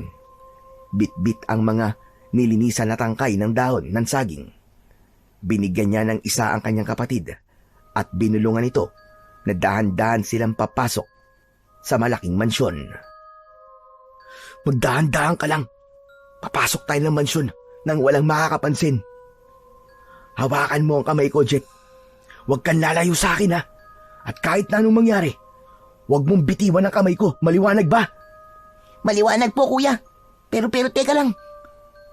Kahit na ano man ang mangyari sa akin, kuya, gusto kong malaman mo na mahal kita, ha? Pakisabi din kay Lola Aida na mahal ko siya. At salamat sa lahat. Sira ulo, ano ba pinagsasabi mo? Para ka na mamaalam, ha? Bumasok tayo ng magkasama at buhay. Lalabas tayo ng buhay at ligtas. Kasama namang Ilpidio at Lola Aida. Kukutungan kita dyan, eh. May problema pa nga tayo, eh. Kaya, huwag mo muna akong dramahan, ha? Napakamot na lang sa ulo si Jet. Dahil kahit hindi sabihin ng kanyang kuya, ay gaya niya, ay kinakabahan din siya. Kaya imbis na magsalita pa, ay nanahimik na lamang ito. At habang naglalakad sila patungo sa mansyon, hindi nila namalayan ang kumpulan ng mga langgam na naapakan ni Jet. Kuya, may langgam! Ano ka ba, Jet? Huwag ka maingay! Kuya, may langgam nga! Sabi na huwag ka maingay at huwag ka magulo. Baka mamaya may makapansin sa atin dito ang ingay-ingay mo. Dahil doon, hindi na nagsalita ang batang si Jet. Hindi na rin siya naging magulo sa kanyang kinatatayuan. Ngumanga na lamang ito na para bang sumisigaw, ngunit walang boses na lumalabas. Hanggang sa napansin ni Jeros ang lumuluha niyang kapatid. Anak ng, ano ba nangyayari sa iyo, Jetta? Bakit ka ba umiiyak? Ngayon ka pa nagkakaganyan? Kuya, ang kulit mo eh. Sinabi na ngang may langgam eh. Ano ba langgam ang pinagsasabi mo? Nasaan? Sa binti ko, kuya. Kinakagat na ako eh. Bakit di mo sinabi kagad sa akin? Kamutin mo muna. Kanina ko pa nga sinasabi sa'yo, kuya eh. Sabi mo manahimik ako. Sus Mariosep naman na bata to. Pambihira ka. Ang tanda-tanda mo na. Alangan namang ako pa yung magpapalis at kakamot sa langgam na kumagat sa'yo. Doon nga ay kinamot na ng batang si Jet ang mga kinagat ng langgam. Ngunit dahil sa galaw nito, natamaan niya ang isang pala na nakatayo malapit sa labas ng mansyon. Nagdulot yun ng ingay, kaya't dali-dali silang nakita ng mga aswang na nagbabantay sa labas. Umangil ang mga ito, sabay sugod sa kanila, kaya't naghawak kamay muli ang magkapatid at sabay nilang pinaghahampas ng tangkay ng saging ang mga aswang na lalapit sa kanila. Dahil sa ingay na yon, nakuha nila ang atensyon ng mga aswang na nasa loob rin ng mansyon, kaya't nagsilabasan ang mga ito at isa-isang umatake sa kanila. Ngunit kahit na anong gawing lapit ng mga aswang, nagagawa lamang silang mapatay ng magkapatid, kaya't ang ibang aswang ay tumigil na sa pag-atake. O ano? Mga siraulo kayo! Natatakot na ba kayo ngayon? Sige! Sumugod pa kayo! Maglaban tayo! Patay kung patay! Kuya, teka, time first muna, time first. Kuya, ang sakit na ng pantog ko. Naiihi na ako. Anak naman ng putya, oo. Nasa gitna tayo ng laban ngayon ka pa iihi. Tiisin mo muna yan. Pero kuya, lalabas na, hindi ko na kayang pigilan. Hindi mo naman masasabi sa kalaban na, teka lang, time first at iihi lang ako. Loko ka talagang bata ka, oo. Ilalabas na talaga, kuya eh. Puputok na ang pantog ko, hindi ko na kaya. Ano ka ba? Pigilan mo muna yan. Baka mamaya matalo tayo eh. Bahala ka na nga dyan, kuya. Ang kulit mo. Habang nasa ganong tagpo sila, lumabas si Don Leopoldo nang nakangisi. Habang may dalawang aswang na mukhang paniki ang nasa magkabila ang gilid nito. Hawak si Mang Elpidio at si Lola Aida. Habang si Don Leopoldo naman ay nakangisi at para bang alam niya na mananalo na siya. Aba, at may bisita yata ako. Hayop ka, Don Leopoldo! Ikaw pala ang pinuno ng mga pangit na aswang na to! Ikaw din pala ang pasimuno ng patayan sa baryo! At ikaw rin pala ang dahilan ng kaguluhan dito! Ano naman ngayon? May magagawa ka ba? Napakasaya kayang manggulo at manira ng maayos na baryo. Hayop kang demonyo ka! Kung gaano ka kapangit, ganun din kapangit ang ugali mo! At mas lalo pa yata ang nakatago mo at umaalingasaw na sikreto! Manahimik ka! Sasabihin ko na ngayon ng mga kailangan ko. Buhay nila. Kapalit ang mga buhay ninyo. Mga apo, huwag kayong makikinig sa hayop na ito. Dahil kung ibibigay nyo ang mga sarili nyo sa hayop na Leopoldo na to at nakuha niya ang gusto niya, siguradong papatayin niya rin ang lahat ng mga tao rito sa baryo. Kaya mga apo, huwag na huwag kayong papayag sa gusto niya. Matanda na ako. Ayos na ako sa buhay ko. Handa na akong mamatay. Manahimik ka, tanda! Ang daldal mo! Malakas na sinampal ni Don Leopoldo ang matandang nagsasalita na si Lola Aida. Pagkatapos nun ay napalapit sila dahil nakita nilang sinampal ni Don Leopoldo ang kanilang lola. Ngunit nag-iba ang anyo ng muka ni Don Leopoldo at itinaas nito ang kanyang isang kamay at nagbago rin ang anyo nito. Naging kulay itim ang kanyang kamay at naging matutulis ang mga kuko nito na animo ay tare ng manok. Isa pang maling hakbang at gigilitan ko ang leeg ng matandang ito. Sige, subukan nyo. Lumapit kayo nang makita nyo ang hinahanap nyo. Madaya ka! Matapang ka lang dahil may alas kang hawak. Subukan mo silang bitawan at saka tayo maglaban ng patas. Ano? Hinahamon kita! Anong tingin mo sa akin? Uto-uto, walang pinag-aralan. Tanga! Hindi ako magpapauto sa inyo, mga mangmang! Kung ganun, pumapayag na kami. Bitiwan mo si Lola at si Mang Elpidio. Ibibigay namin ang kailangan mo. Mabilis na sumenyas si Don Leopoldo sa kanyang mga alagad at pabagsak na binitiwan ng mga aswang sina Mang Elpidio at Lola Aida. Pagkatapos nun, binitiwan nila ang hawak nilang mga tangkay ng dahon ng saging at lumapit sila sa pinuno ng mga aswang na si Don Leopoldo. Nung una ay ayaw pan sumama ng kanyang nakababatang kapatid. Ngunit kumindat ito at mabilis naman naintindihan ni Jet ang ibig iparating ng kanyang kuya. Kaya nang makalapit sila, sakto pa lamang silang hinawakan sa leeg ni Don Leopoldo, ay agad nang gumalaw ang magkabilaan nilang kamay. Sabay nila yung inilapit sa leeg ng aswang na kanilang kaharap. Ngunit napansin nila nang masaktan nila ang pinuno ay umangil ang mga alagad nito. Ang iba ay nasusunog sa leeg, kaya't agad silang binitiwan ng halimaw na si Don Leopoldo. Ngayon, alam na namin ang kahinaan nyo. Mga diablong buang kayo. Wala ka lang takas ngayon! Diablong buwang ka!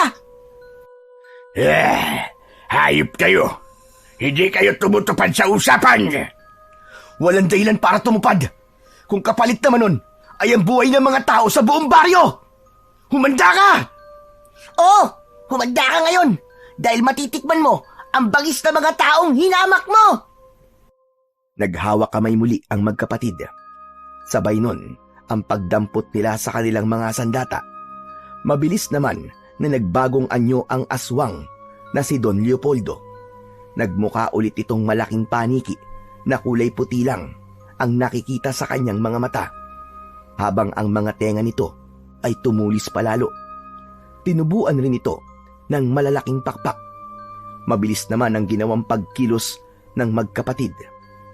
Natatamaan sila ng mga kalmot, ngunit hindi sila napupuruhan. Hanggang sa nahampas ng malakas ni Jeros ang mga pakpak ni Don Leopoldo. Akma na sana siyang lilipad upang makalayo, ngunit hindi pa man siya tuluyang nakaangat sa lupa, ay mabilis nang nahawakan ng magkapatid ang magkabilaang paa ng halimaw. Kaya't ipinaikot-ikot nila yon at binitiwan. Nang binitiwan nila yon, ay gumulong yun sa lupa. Hindi naman siya natulungan ng kanyang mga alagad, dahil bawat hagupit na natatamo nito ay siya ring nararamdaman ng mga alagad nito, habang ang kanilang pinuno ay gumagapang na lamang sa lupa. Nilapitan ito ng magkapatid habang magkahawak pa rin ang mga kamay. Maawa na kayo. Huwag niyo akong papatayin, pakiusap. Magpapakalayo-layo na lang ako. Patawarin niyo ako. Huwag niyo akong papatayin. Nung may taong pinapatay kang hayop ka o pinapatay ng mga alagad mo, tapos nagmamakaawa sila sa'yo, naawa ka ba? Hindi, di ba? Hindi ka naawa. Brutal mo silang pinatay. Tapos, yung taong pinatay mo ang buong pamilya, siguradong nagmakaawa rin sila sa'yo na wag mo silang papatayin. Naawa ka bang hayop ka? Hindi rin, di ba? Dahil demonyo ka. Demonyo! Demonyo! Kaya wala kaming dahilan para maawa sa isang kampo ni Satanas na kagaya mo. Sabay nilang inihampas ang kanilang mga sandata sa magkaibang direksyon. Pagkatapos nun, sabay ng mga aswang na nasunog, ansya ding pagkasunog ng katawan ng pinuno ng mga aswang. Nang makita nila ang pagkalusaw ng mga aswang at alam nilang tapos na, mabilis nilang nilapitan ang 2 taong nakatayo. Lola Aida! Mang Ilpidio! Salamat sa Diyos! Tapos na po. Patay na po ang mga aswang. Wala na po si Leopoldo. Malaya na po uli ang baryo. Wala na po uling sasalakay at manggugulo sa baryo natin. Tama kayo mga apo. At nagpapasalamat ako dahil nagawa niyong maalis sa landas natin ang demonyong naglalakad sa lupa upang patayin ang mga taong tahimik na naninirahan dito. Sigurado kong ipagmamalaki kayo ng buong baryo, mga bata. Maraming salamat sa pagkakaligtas niyo sa amin. Isa kayong tunay na mga bayani. Pagkatapos nun, nagyakapan sila ng maigpit. Sumali na rin doon si Mang Ilpidio. Dala rin ng kanilang kasiyahan. Hindi na nila napigilan ang mapaluha sa labis na kaligayahan. Teka, sandali. Ano yun? Ano yung amoy na yun? Ang pangya! Lola, teka. Ikaw ba yun? Naihi ka ba sa short mo? Si Raulo, batang ito. Kahit matanda na ako, hindi naman ako ulyanin. Aber, bakit naman ako iihi sa sarili ko sa lawal? Kutongan kaya kita. Napatingin sila sa nananahimik na si Jet. Tinignan nila iyon pababa. Oo. Anong tingin niyo sa akin? Sinabi ko naman kasi kay kuya na time first muna at naiihi ako eh. Hindi ako pinapansin. Kaya yan, naihi na tuloy ako sa salawal ko. Tapos kasalanan ko pa ngayon? Nagtawanan na lamang sila hanggang sa sabay-sabay silang umalis sa lugar na yon nang may panibagong pag-asa at ngiti sa mga labi. Lumipas ang ilang buwan ay nag-umpisa ng muli ang pamilya ni Jeros. Habang ang mutya naman ay nanatili na sa kanila. Hindi na yun binawi pa ng kambal na gabay.